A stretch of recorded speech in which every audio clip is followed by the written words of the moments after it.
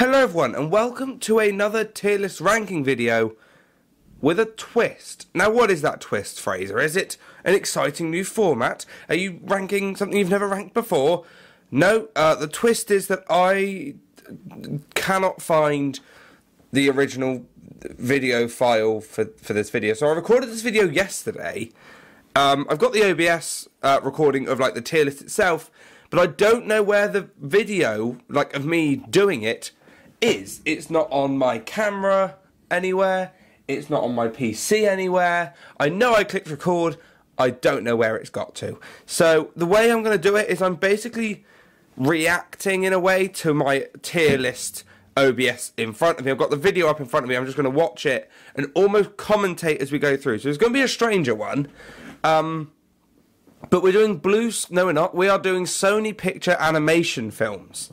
So that's sort of your Hotel Transylvanias, Smurfs, that sort of stuff. There are some films I haven't seen. The thing is, I've got to quickly go through these before I catch up with the OBS recording and it has a go at me. So the ones I haven't seen are Open Season, Scared Silly, Surf's Up 2, Wave Mania, The Star, The Mitchells vs. the Machines, Wish Dragon, Vivo even, and Hotel Transylvania, Transformania, I think it's called. So we're starting with, we're going in chronological order with these films like we have every other time, and we're starting with Open Season. Now, I love Open Season. It's one of those like guilty pleasure films. I grew up with it, it's very nostalgic, and the problem a lot of these films, the sequels end up being better than the first, or at least like the first sequel, so the second film in the franchise is better than the first. That is the case with Open Season. So Open Season is a great time, not quite a cinematic masterpiece. Surf's Up, it's dull. The problem with Surf's Up is it's like the second animated penguin-based film that's a bit naff. The first of which being Happy Feet. Now, people love Happy Feet. I'm not the biggest fan of Happy Feet. And I don't know whether Happy Feet... I think Happy Feet came out first, and then Surf's Up was like Sony Pictures Animation's answer to Happy Feet, and it just isn't very good, unfortunately. Now, Open Season 2 we mentioned earlier as being infinitely better than... Not infinitely, but much better than the first Open Season, and that's why Open Season 2 is cinematic masterpiece, whereas Open Season, it's a great time. I love this sort of talking about... I can just have a drink, I don't have to do anything, it's very great. Now, what's next? I don't know. We'll see.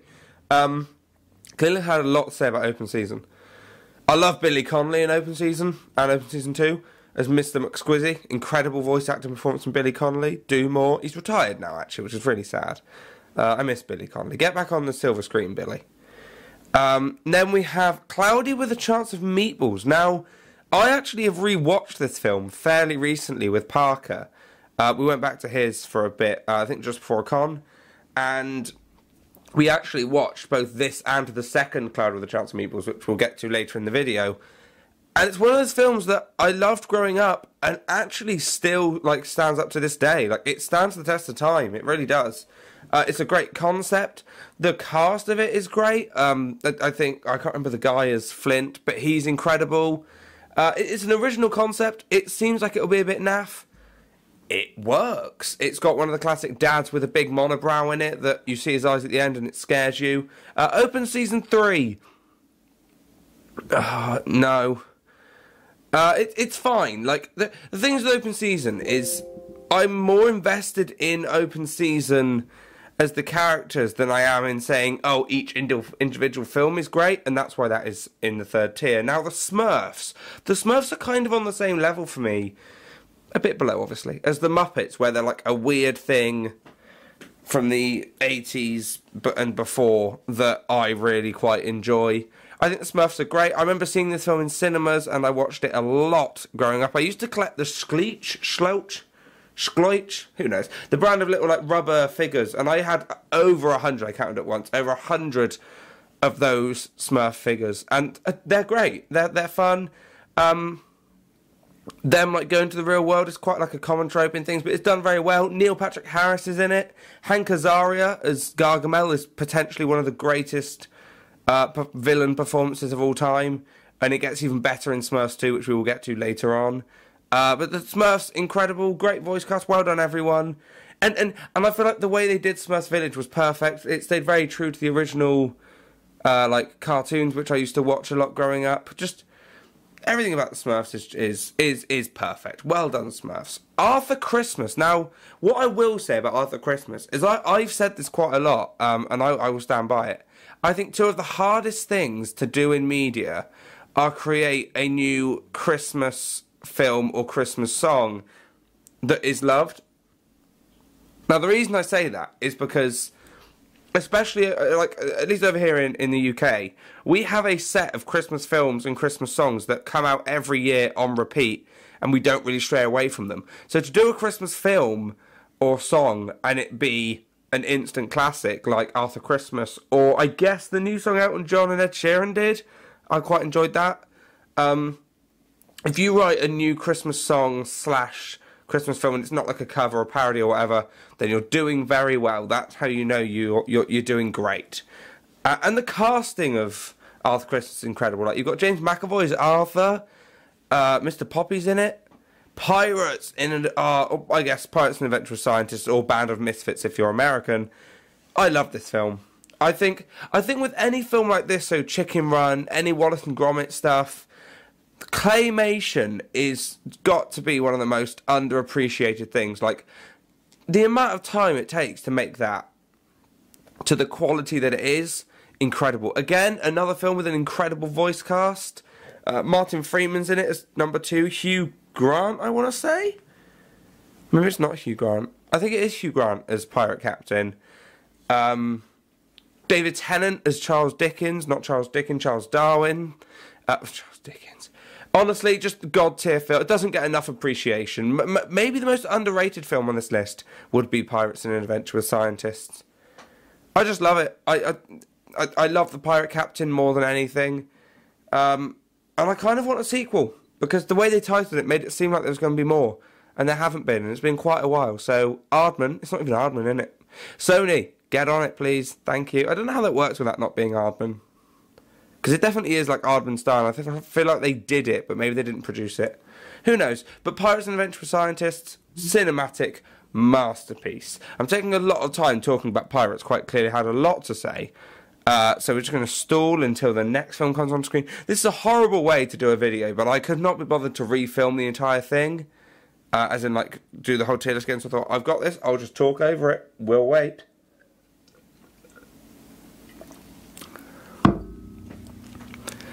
There we go. Hotel Transylvania. Now, Hotel Transylvania, I think, is one of those films.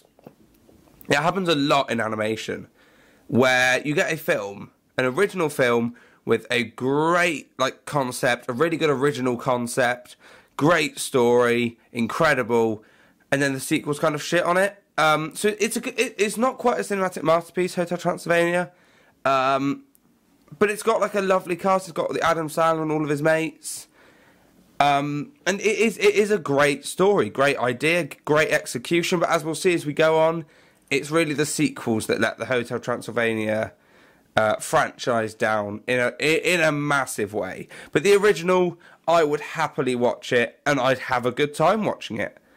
I guess that's the point of the tier. I'd have a great time watching it. The Smurfs 2.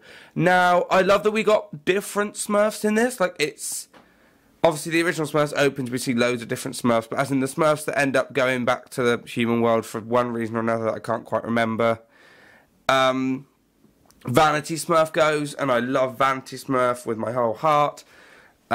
We get to see the two, like, anti-Smurfs, Haggis and the other Don, that Gargamel creates. And the thing that I really love about this film, as a, like, Smurfs fan that liked the animations, was how Smurfette's backstory is accurate in this as it is in the comics, where, like, Gargamel tried to replicate a Smurf and made Smurfette, and then she got taken in by the actual Smurfs. That's really cool. Really like that. And I swear Neil Patrick Harris's dad gets turned into a goose of some sort at some point.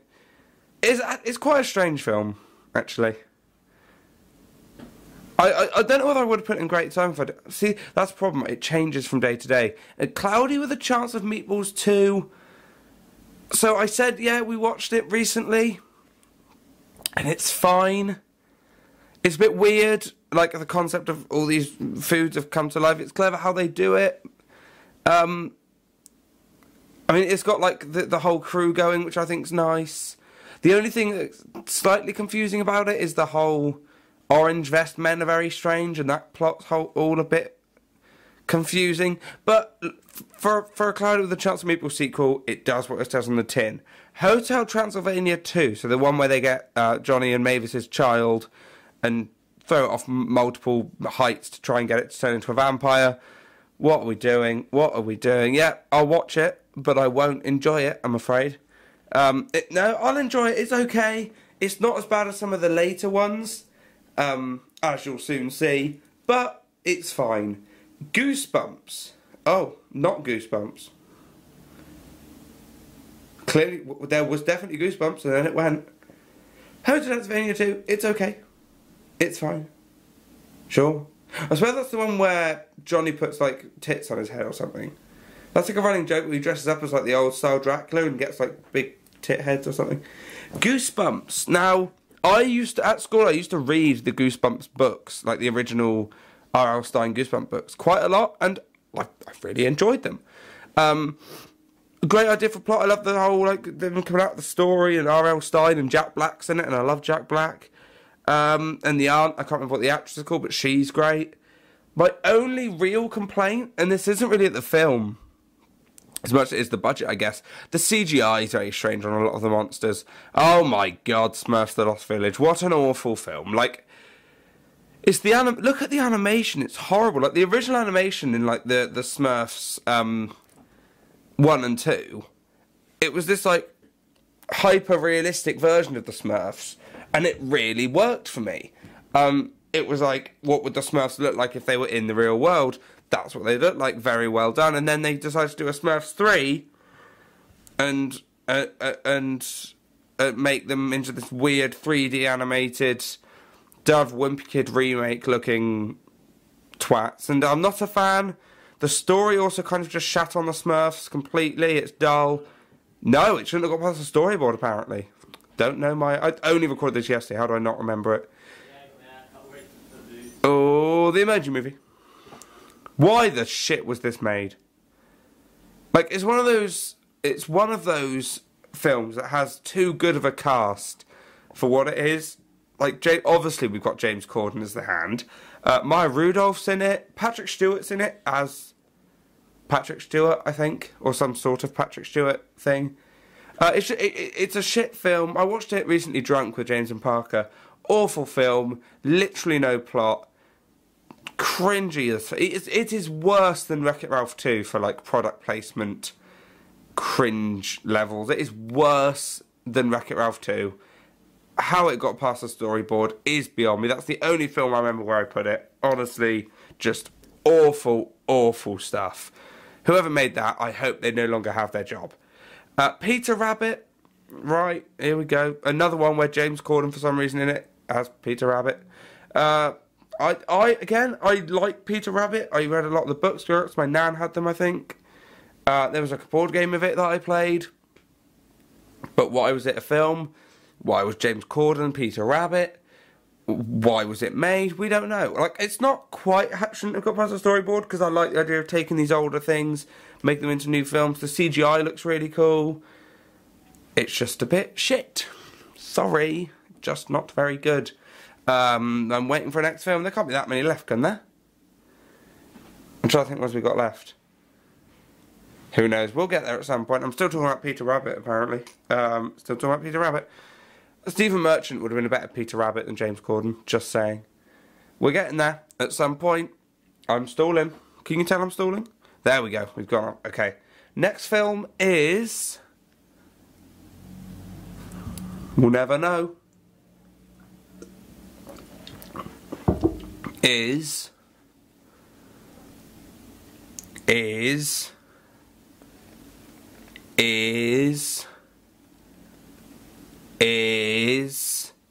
Hotel Transylvania 3 Summer Vacation dull. Absolutely dull. You can see my thoughts and the quality decline in the Hotel Transylvania films. Have we just moved Peter Rabbit up? Why would we do that?